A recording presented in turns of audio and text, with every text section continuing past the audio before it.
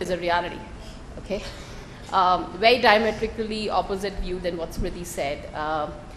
And almost all of us have faced it in some way or the other. You know, if you look at, it in our day-to-day lives, you know, when you're driving on the road and there's somebody who's driving really bad, you know, the first stereotype that comes is, that must be a woman driver, okay? The other one that you get, you know, most of us have faced it in our work lives, you know, while applying for a specific job type, while applying for leadership roles, while in your existing roles. So I believe stereotyping is there and it's a reality, right? Some of the statistics that I should share with you. Women lead only 7 of the Fortune 500 companies and 10 of the Fortune 500 to, you know, 501 to 1,000 companies. 70% of working women continue to be concentrated in female-dominated areas. And I'll share with you what those female-dominated areas are. But the truth is that there are a lot of women working, but they're still concentrated in a couple of areas. Women's earnings, and this was the most shocking one, okay? Till today, women's earnings as a percentage of men in similar jobs range between 55 to 83%. 6 out of 10 college diplomas in the US awarded to women, but we do not see very many women managers at the top, okay? Now picture this, and this. Let me go back. Who do you associate with these jobs? And I'm not saying, I mean, there are a lot of women who are successful, but if you were to be thrown these names, the first thing that comes to your mind is on the first bracket, it's the women. On the second bracket, it's the men, right? So questions to ask. Do women choose these jobs because that's what they want? Do women believe their choices are only limited to approved categories? You know, a nursing, a teaching, a software engineer. Can I become a pilot? You know, is it a viable option? Will I be accepted? You know, when I'm planning my career, can I even think of becoming a pilot, right? Yes, a lot of women do, but, you know, is it the norm? Do you think being a woman has anything to do with where you are right now?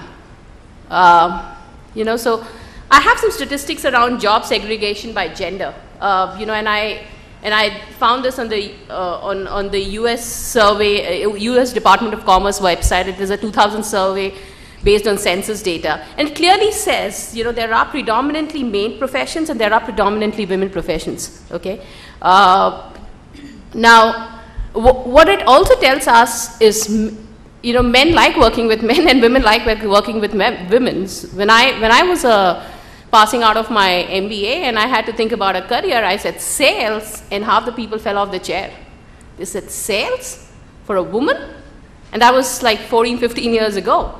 There are very many women in sales, but at that point in time they went. Okay, so you know, there are these segregation by gender in job types. Okay.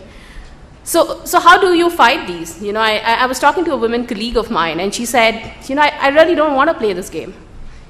And my question to her, what game was she referring to? I mean, was she referring to the organizational games that we think about? And why so? And the answer that came to my mind, you know, there were two things that came to my mind. One was, you know, basically we want to stay as women away from, you know, indulging in what we call as organization politics or whatever, organizational methods. The other is, well, we don't know the rules of the game, okay? You know, we've been taught how to play chess. We've been taught how to play Monopoly. We know Sudoku, for those of you who are interested, because the rules are written. Maybe the rules of corporate law are not written. You know, corporate rules are in some ways, you know, unsaid. So, you know, the first thing that I did with my presentation is to codify some of those rules, and I hope it helps, okay? Like the lottery, you have to play to win. A lot of my women workers, you know, co-workers, want to take this high moral ground, and I'm not saying it's wrong in any ways, but, you know, it's saying that I don't want to get involved. That which game can you play? My question is, which game can you not, you choose not to play and hope that you will come either first, lose, or on the 5th place? You have to play the game, and you've got to be comfortable with the idea of playing the game, right? Don't get upset, get even. My mother used to say that. And when I say get even, I'm not meaning in the literal sense, you know, but figure out ways in which you can compete effectively within that environment, right? Do not waste your energy on getting emotionally upset and all of that. Rather channelize that energy to figure out ways in which you can compete evenly within that given field. Be yourself, but be the best self you can be. I mean, it is immensely important for us to give it our best. You know, your skills, your talent, everything that is there has to be at its best, you know, for women to succeed. A good idea alone is just not enough. And too many times we have seen that women come up with great ideas, but when they see their ideas getting shot down, you know, the question is, was it a great idea at all? Was I presenting the right idea probably to the wrong audience, or you know, the right idea at the wrong time?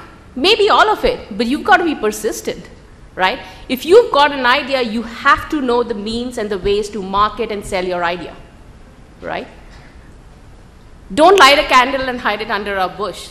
You know, as I was writing this, too many of us do that. You know, we work really hard. There are a lot of accomplishments that each of us have, but when it comes to talking about it, most of us don't. You know, it's like lighting a candle and hiding it under a bush so that nobody will, you know, what happens as a result? Nobody will see you shine, and your career might just extinguish because of lack of oxygen, right? So you need it. You know, if you've done something, you've got to be open enough to talk about it, right? I mean, you've got to be comfortable, and as women, we're not comfortable talking about our accomplishments. We think it's tom-tomming, it's all those words that we don't want to associate ourselves with. Past performance predicts future behavior for women. It's ironical, there is research which says men are promoted based on potential, but women are promoted based on past performance. So you need to let your stakeholders know about what you've done. If track record is so important, then please let decision makers know how many races you've run, how many times you've won, and what your plans are for your next win, right? I mean, there is, if this is how we perceive, then we must play the game to make sure that we succeed. The world isn't fair. The sooner you realize this, the better, you know. A lot of us, and especially women, believe in meritocracy and that the world is fair. It isn't, you know. Some of us are blessed with more intelligence, some of us are blessed with more beauty, some of us have parents who open doors, some of us have access to better schools. The world isn't fair. I mean, it's wrong to think that our work environments are going to be fair. You know, understand that. Understand the fact that it isn't a fair world and you need to do your bit to get your dues. There are friends and there are allies, okay? And women, you know, there is a Gallup research which says women generally relate to the friendliness in a work environment. They're more comfortable with that. Well, not everybody in the work environment is your friend, right? You've got to build strategic relationships with people who matter, even though you might not want to meet them outside your office. You know, you wouldn't like to meet with them. But it's extremely important that as a woman, you overcome this obstacle of, you know, only relating to people that you think you can be friendly with. And last but not the least, only powerful people can make the change. If I were to give each of you this power, you know, all of you would want to make a change, right? So it is inherent in all of us to make that change, right? And use that power. It can be a small change, but you know, if each of us take the mantle of bringing about that small change, the impact is going to be big, and it's going to be really, really powerful. So having understood the rules, I think a lot more women, I would feel, will start playing the game that my colleagues so refuse to do so, okay? Having said that, how do you get past some of these stereotypes, okay? And I'm going to be quick, I know I'm running out of time. Be an individual. You know, showcase your talents and strengths, voice your own worth, so people view you first before your gender, okay? You should be taken as an individual and not as a female or a woman or a man. Become a person of influence. Your past qualification, your experience, your background,